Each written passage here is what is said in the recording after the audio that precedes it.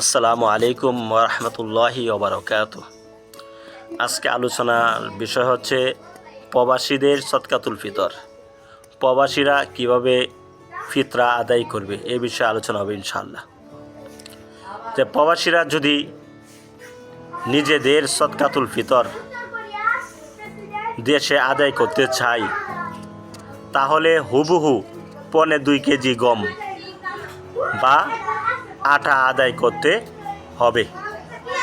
আর যদি টাকা দিয়ে আদায় করতে চাই তাহলে প্রবাসে 2.5 কেজি আটা বা গমের দাম যা হবে তা আদায় করতে হবে। সেটা 800 টাকা বা 1000 টাকাও হতে পারে।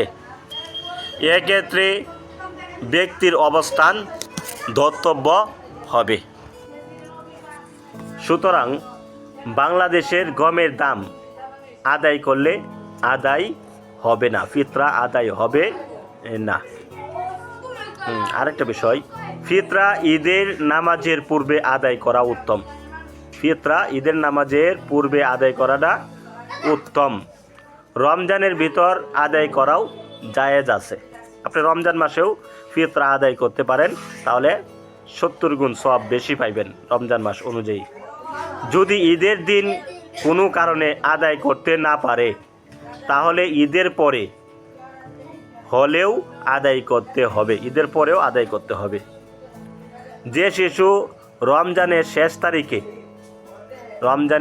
শেষ তারিখে অথবা ঈদের রাতে সুবে সাদিকের পূর্বে জন্মগ্রহণ করেছে তারও ফিতরা আদায় করতে হবে।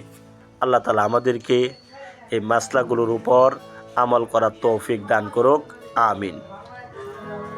আর প্রবাসী ভাইদেরকে আল্লাহ তাআলা সর্বপ্রকার বিপদ আপদ মুসিবত পেরেশানি থেকে হেফাজত, বর্তমানে যে দুর্দিন চলছে এই দুর্দিনের বিপদ আপদ থেকে আল্লাহ তাদেরকে হেফাজত করুক, আমিন।